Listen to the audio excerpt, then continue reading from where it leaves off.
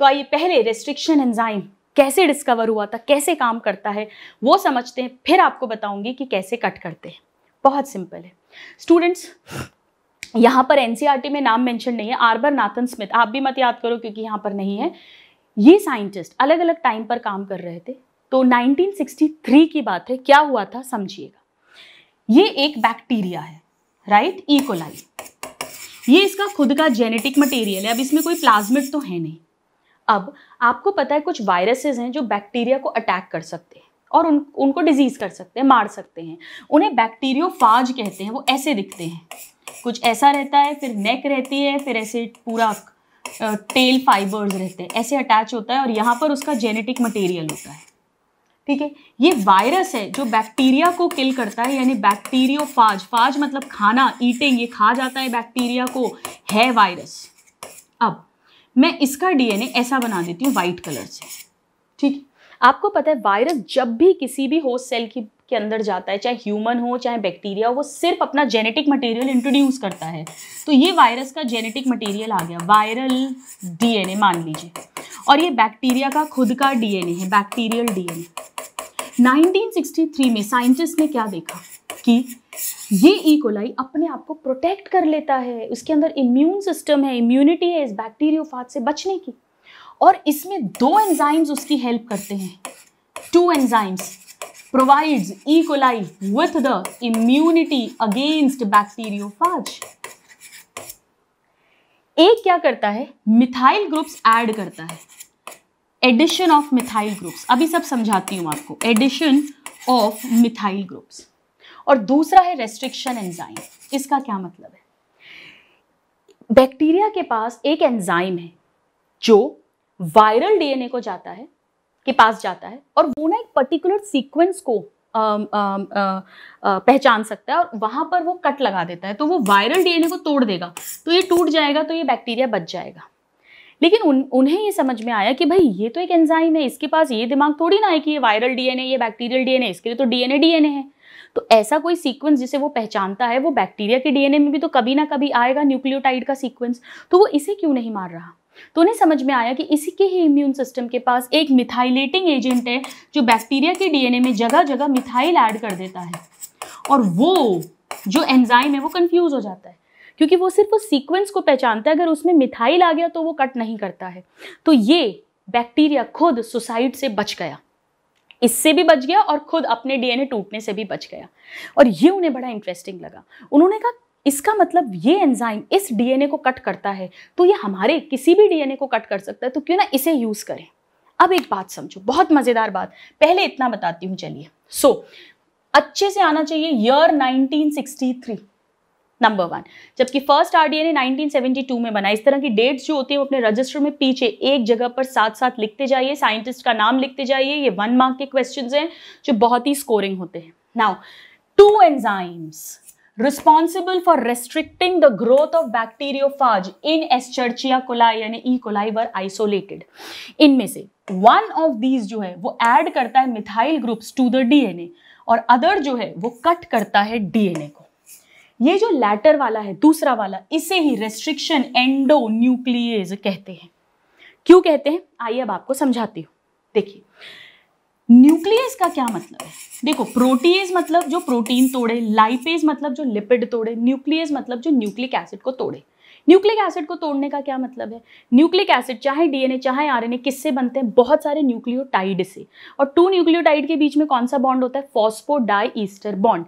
यानी बेसिकली ये क्या करेंगे, डायरेक्ट क्वेश्चन आता है, कोई भी न्यूक्लियस है तो वो फॉस्फोडाइईस्टर बॉन्ड को तोड़ता है, जो हमेशा किसके बीच होता है, फॉस्फेट और शुगर के बीच में होता है। इतना समझ में आया।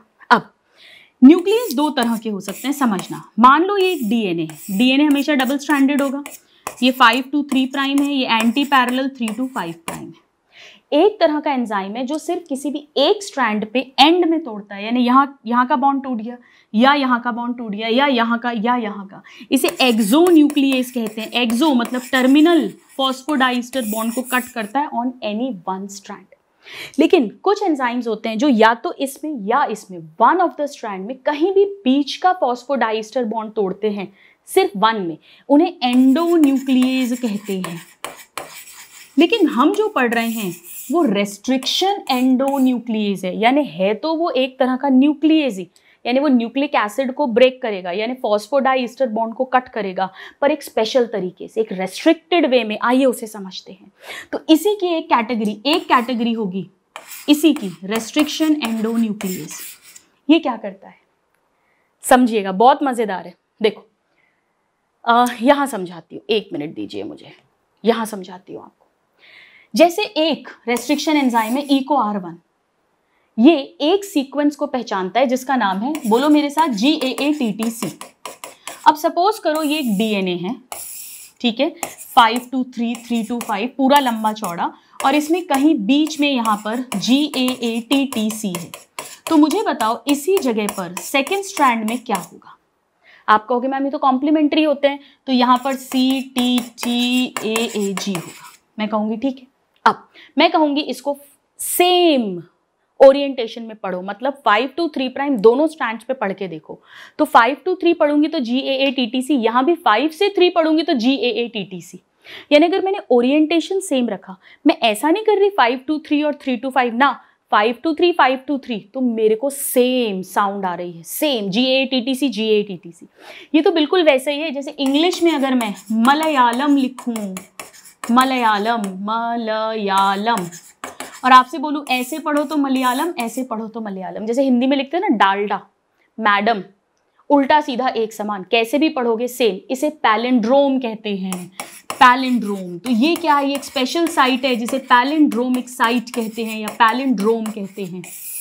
तो पर्टिकुलर जो रेस्ट्रिक्शन एंजाइम है वो पर्टिकुलर सीक्वेंस ऑफ पैलिंड्रोम को पहचानता है, और ये भी स्पेसिफिक है वो कहाँ कट करेगा। जैसे EcoR1 हमेशा G और A के बीच वाले फॉस्फोडाइस्टर बॉन्ड को कट करेगा और दोनों स्ट्रैंड्स पे कट करता है। नॉर्मल एंडोन्यूक्लियस किसी भी एक पे करता है, ऐसे कट करेगा। तो जहां ये जो पैलिंड्रोम सीक्वेंस है इसे रेस्ट्रिक्शन साइट भी कहते हैं, क्योंकि यहीं पर इसकी एक्टिविटी रेस्ट्रिक्टेड है, सिर्फ यहीं पर ये काम करता है, यहीं कट लगाता है। तो जब आपने जो पूरा DNA निकाला है उसमें जब आप EcoR1 डालोगे तो पूरे DNA की लेंथ को वो इंस्पेक्ट करेगा, और जहां जहां GAATTC ये वाला पैलिंड्रोमिक साइट या रिकॉग्निशन साइट या सीक्वेंस उसे मिलेगा, वहां वो G और A के बीच में दोनों स्ट्रैंड्स पे कट लगा देगा। ये उसका काम है। अब अभी तक ध्यान रखना, डायरेक्ट क्वेश्चन है NCERT का, 1 मार्क 2 मार्क में आता है। More than 230 strains of bacteria से मोर देन 900 टाइप के रेस्ट्रिक्शन एंजाइम्स आइसोलेट कर लिए गए हैं। हर रेस्ट्रिक्शन एंजाइम का फिक्स है कि वो किस सीक्वेंस को पहचानेगा पैलिंड्रोम के और कहां पर कट लगाएगा, ये सब कुछ फिक्स है। Very very very important. मैं सिर्फ और सिर्फ NCERT की लाइंस पर फोकस कर रही हूं आपके बोर्ड्स के लिए। I am not going into the details for NEET at all. Is it clear? अब ये इस तरह से कट लगाता है। हमारे कोर्स में EcoR1 का डिटेल्स है। अब आपको पता है कि इनके बीच में हाइड्रोजन बॉन्ड्स भी हैं। AT के बीच में 3 हाइड्रोजन बॉन्ड्स होते हैं, 2 हाइड्रोजन बॉन्ड्स होते हैं, CG के बीच में 3 हाइड्रोजन बॉन्ड्स होते हैं। अब जब यहाँ पर कट लगेगा, इमेजिन करो यहाँ कट लगा है और एक यहाँ कट लगा है, तो इतना पीस अलग हो गया, ये G अलग हो गया और ये पीस अलग हो गया, AATTC ये अलग हो गया। इसी तरह यहां पर ये G अलग हो गया और यहां पर ये CTTA अलग हो गया। ठीक है, लेकिन ये तो अभी भी जुड़े हुए हैं और ऐसे ही ये भी अभी भी जुड़े हुए हैं, पर बाकी हाइड्रोजन बॉन्ड्स का क्या होगा? जब ये ऐसे खिंचेंगे, देखो इतना पीस एक साथ आ गया है, इतना और इतना पीस एक साथ आ गया है, तो जब ये खिंचेंगे तो ये हाइड्रोजन बॉन्ड टूट जाते हैं। यानी हमें 2 पीस मिले, एक तो हमें ये पीस मिला और एक हमें ऐसा पीस मिला। ये हमें 2 पीस मिल गए कट के कारण। इसने कहाँ काटा? इसने सेंटर में नहीं काटा, इसने स्लाइटली अवे फ्रॉम सेंटर काटा। ये फिक्स होता है जो जेनेटिक इंजीनियरिंग में रेस्ट्रिक्शन एंजाइम यूज करते हैं। अब मजेदार बात देखो, इसमें डबल स्ट्रैंडेड पोर्शन अब किसे कहोगे? बहुत इंपॉर्टेंट है। इतना पार्ट डबल स्ट्रैंडेड है पर इतना पार्ट सिंगल स्ट्रैंडेड हो गया है। ऐसे यहां पर ये डबल स्ट्रैंडेड है पर इतना पोर्शन सिंगल स्ट्रैंडेड हो गया है। इन्हें कहते हैं फ्लैंकिंग सीक्वेंसेस। ये लटकने वाले सीक्वेंसेस हैं। Very very very important. अब सपोज करो कि जो हमारा DNA था उसे हमने इको R1 से कट किया तो हमें उसके ऐसे बहुत सारे पीसेस मिल जाएंगे। और ऐसे ही हमने जो वेक्टर डीएनए हम यूज करना चाहते हैं, मान लो कोई प्लाज्मिड, उसमें भी इको R1 डाला तो उसमें भी जहां भी ऐसी साइट होगी वहां पर वो इस तरह के सीक्वेंसेस हमें दे देगा। और अब हमने उन दोनों को एक मीडियम में डाल दिया तो क्या होगा समझो। ये तो पार्टनर है, ये तलाश नहीं कर रहा है अपने जोड़े की, अपने पार्टनर की, लेकिन ये सिंगल स्ट्रैंडेड है तो ये ढूंढेंगे अपने कॉम्प्लीमेंट्री पार्ट को। अब क्या होगा, सपोज करो चांस की बात है कि वेक्टर वाला एक पीस और हमारा डीएनए वाला एक पीस पास पास आ गए और इन्हें अपने साथी मिल गए, इन्हें अपना कॉम्प्लीमेंट्री बेस मिल गया, ये पास पास आ जाएंगे और झट से हाइड्रोजन बॉन्ड बहुत जल्दी बनते हैं तो एकदम पास पास आ जाएंगे।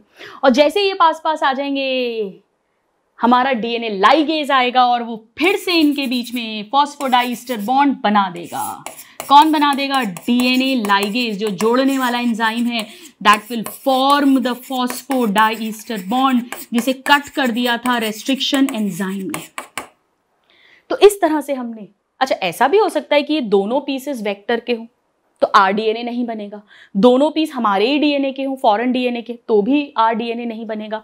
इसीलिए चांस की बात है कि अगर हमारा जो फॉरेन सोर्स डीएनए उसका पीस एक और उसी का कॉम्प्लीमेंट्री वाला वेक्टर डीएनए प्लाज्मिड का पीस ये पास पास आए तो उसके कारण से ये पास पास आए हैं तो झट से डीएनए लाइगेज काम करेगा।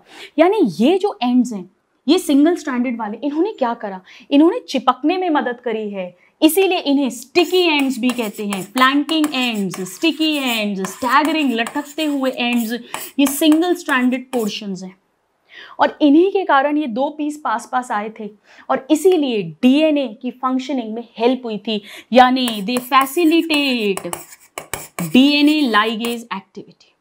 आ गया समझिए कैसे काम करते हैं? आ गए, मजे आ गए कि नहीं आ गए? चलो इतना देखते हैं। सो नाउ लेट अस सी क्विकली। अब जो पहला रेस्ट्रिक्शन एंजाइम आइसोलेट हुआ था वो है हिंद 2। स्टूडेंट्स यहां पर अभी मैं आपको बताती हूँ, जो फर्स्ट अल्फाबेट है वो जीनस बताता है, जैसे ये हीमोफिलस, IN सेकंड और थर्ड अल्फाबेट जो है वो स्पीशीज बताता है, जैसे यहाँ इन्फ्लुएंजी। सो हीमोफिलस इन्फ्लुएंजी बैक्टीरिया का जीनस और स्पीशीज है और D मतलब उसका स्ट्रेन है। सो इस जीनस के, इस स्पीशीज के, इस स्ट्रेन से सेकेंड नंबर पे आइसोलेट हुआ है 5 साल बाद, यानी 1968 में, 5 years later। 63 की कहानी है, यानी 1968 में। और ये भी एक पर्टिकुलर पैलिंड्रोम सीक्वेंस को पहचानेगा जो GAATTC नहीं है। वो क्या होता है वो मैं यहाँ नहीं बता रही हूँ आपको, मुझे सिर्फ NCERT पर फोकस करना है। वो भी लेकिन 6 न्यूक्लियोटाइड का ही सीक्वेंस होता है। So it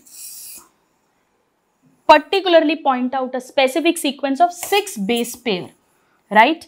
5 years later isolate हुआ था, हिंद 2 है और ये सब हम पढ़ चुके हैं। ये भी कट करता है एक पर्टिकुलर पॉइंट पर 6 न्यूक्लियोटाइड या 6 बेस पेयर के सीक्वेंस में। मुझे याद है मेरे दिमाग में बड़ा क्वेश्चन आता था, ज्यादा डिटेल में नहीं जाऊंगी, कि अगर ये पहला आइसोलेटेड है, फर्स्ट आइसोलेटेड, तो इसका नाम हिंद 1 क्यों नहीं है?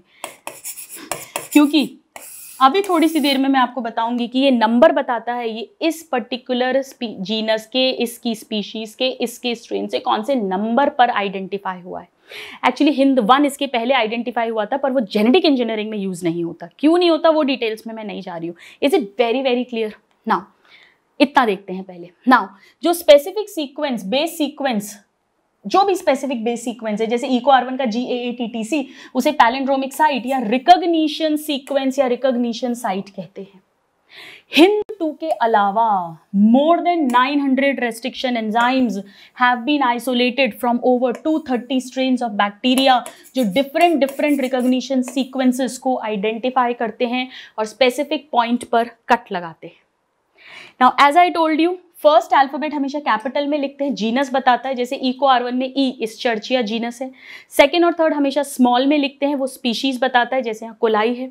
फोर्थ हो भी सकता है, नहीं भी हो सकता, अगर है तो स्ट्रेन बताता है, जैसे यहाँ पे RY13 है, ये कैपिटल आएगा RY13। और ये रोमन नंबर्स में लिखते हैं 1 2 3 4 और ये बताता है कि किस ऑर्डर में ये आइडेंटिफाई हुआ है। यानी एस्चर्चिया कोलाई के RY13 से जो पहला रेस्ट्रिक्शन एंजाइम साइंटिस्ट ने आइसोलेट किया वो इको R1 है। जब सेकंड वाला करेंगे तो उसे इको R2 कहेंगे, थर्ड वाला करेंगे तो इको R3 कहेंगे। This is how it works, right? So first letter जो है वो जीनस, डायरेक्ट क्वेश्चन आता है। सेकेंड 2 लेटर्स जो है यानी सेकेंड और थर्ड वो स्पीशीज ऑफ बैक्टीरिया जहां से कलेक्ट किया है। देन ये रहा RY13, राइट। R जो है ये स्ट्रेन है यानी फोर्थ वाला स्ट्रेन बताता है। और उसके बाद रोमन नंबर्स फॉलो करते हैं जो बताते हैं order in which the enzyme is isolated from that strain of bacteria. Student 2 marks में नेमिंग ऑफ रेस्ट्रिक्शन एंजाइम पूछा जा सकता है, बहुत बहुत इंपॉर्टेंट है 2 मार्क्स में, राइट। तो आप इस तरह का भी बना सकते हैं और यहाँ पर आप इस जगह पर सेम ये लाइन लिख सकते हो। It indicates the order in which the enzymes were isolated from that strain of bacteria. Example देके भी आप इसे एक्सप्लेन कर सकते हैं। तो ये तो 1 मार्क का क्वेश्चन है, ये भी 1 मार्क का क्वेश्चन है। हिंद 2 फर्स्ट आइसोलेटेड कौन सा, ये भी 1 मार्क का क्वेश्चन है। एंड ऑफ कोर्स ये तो पूछ ही सकते हैं, naming is very very important. So restriction enzymes क्या है? रेस्ट्रिक्शन एंडोन्यूक्लियेज यानी ये कौन सी क्लास ऑफ एंजाइम्स को बिलोंग करते हैं? न्यूक्लियेजेस को। न्यूक्लियेजेस भी 2 तरह के हमने देख लिए, एक्सोन्यूक्लियेज एंड एंडोन्यूक्लियेज। एक्सोन्यूक्लियेज क्या करेंगे? न्यूक्लियोटाइड्स को रिमूव करेंगे, कहाँ से? एंड से। और एंडोन्यूक्लियेज क्या करेंगे? ये कट करेंगे विद इन द डीएनए यानी कहीं ना कहीं सेंटर में। नाउ रेस्ट्रिक्शन एंडोन्यूक्लियेज जो है वो पहले पूरी इंस्पेक्ट करेगा लेंथ ऑफ डीएनए सीक्वेंस, और जब उसे एक स्पेसिफिक रिकॉग्निशन सीक्वेंस मिलेगा पैलिंड्रोम वाला, तो वो डीएनए के साथ जुड़ेगा और कट करेगा दोनों स्ट्रैंड्स पे, each of the 2 strands of double stranded DNA at specific points. क्या कट करेगा? शुगर फॉस्फेट बैकबोन यानी phosphodiester bond. Each restriction endonuclease recognize a specific palindromic nucleotide sequence. Very, very, very important. Now, what are palindromes? ये वो letters हैं which forms the same word when read both forward and backward. Example Malayalam. सो यहाँ पर उसका क्या मतलब है? Palindrome DNA का मतलब है sequence of base pair that reads the same on both the strands if orientation of reading is kept the same. Very very important definition 1 mark में आ सकती है। Is it very very clear? Now for example the sequence will read the same on the 2 strands in 5 to 3 direction. 5 to 3 this is also true अगर हम 3 to 5 पढ़ें, पर दोनों में 3 to 5 पढ़ना पड़ेगा। जैसे 3 to 5 पढ़ोगे तो CTTAAG, यहाँ भी 3 to 5 पढ़ोगे तो CTTAAG। तो ध्यान रखना 5 to 3 पढ़ो तो दोनों में सेम, 3 to 5 पढ़ो तो दोनों में सेम, यानी orientation of reading should be kept same, then that is called palindromic DNA. Is it very clear? Now restriction enzyme cut करता है हमेशा slightly away from the centre of palindromic site. जैसे G और A के बीच में cut किया है, 6 थे पर 3rd और 4th के बीच कट नहीं किया, G और A के बीच में कट किया है। नाउ सेम उन्हीं 2 के बीच बेसिस के बीच में कट करेगा ऑन ऑपोजिट स्ट्रैंड ऑल्सो, और इस कारण से कुछ सिंगल स्ट्रैंडेड पॉइंट्स बच जाएंगे, पोर्शंस बच जाएंगे। इन ओवरहैंगिंग स्ट्रेचेस को हम कहते हैं sticky ends. Very very important, दोनों स्ट्रैंड्स पे बने हैं ये, वेरी वेरी इंपॉर्टेंट। क्यों कहते हैं स्टिकी एंड्स? क्योंकि ये झट से हाइड्रोजन बॉन्ड्स बनाते हैं अपने कॉम्प्लीमेंट्री कट काउंटर पार्ट के साथ, और इसके कारण से इस चिपचिपी स्टिकीनेस के कारण से जो हाइड्रोजन बॉन्ड से ये दोनों को पास पास ले आए हैं, it facilitates the action of enzyme ligase. ये बहुत इंपॉर्टेंट है, स्टूडेंट 2 मार्क्स में भी आ सकता है। स्टिकी एंड्स क्या होते हैं? Overhanging single stranded portions when the palindrome is cut by restriction enzyme. Why it is called sticky end? Question आ सकता है, because they form hydrogen bonds with their complementary cut counterparts. And what is the function? What is the advantages? They facilitate the action of enzyme DNA ligase. पूरी theory मैं आपको समझा चुकी हूँ। Now, restriction endonucleases को हम genetic engineering में use करते हैं और उसी से rDNA मॉलिक्यूल को बनाया जाता है, जो डिफरेंट सोर्सेस के डीएनए इसको हम जोड़ सकते हैं आपस में। लेकिन यह बहुत इंपॉर्टेंट है कि हम वेक्टर डीएनए को और सोर्स डीएनए को दोनों को सेम रेस्ट्रिक्शन एंजाइम से कट करें, तभी तो हमें एक से सीक्वेंसेस मिलेंगे, तभी तो वो स्टिकी एंड्स पास पास लाएंगे, तभी तो डीएनए लाइगेज उन्हें जोड़ेगा। Very very very important, when cut by same restriction enzyme resultant DNA fragments have same kind of sticky ends, और उसके कारण से they can be joined by DNA ligase end to end. Very very very very important. They have to be cut by same restriction enzyme, और इस पर question पूछा जाता है। ये देखिए NCERT का डायग्राम, आपको इसे खुद घर पर आज बनाने की प्रैक्टिस करनी है। एक फॉरेन DNA बनाना, एक वेक्टर डीएनए बनाना। प्लाज्मिड अब आप जानते हो डबल स्ट्रैंडेड सर्कुलर होता है, तो ऐसा बनाना।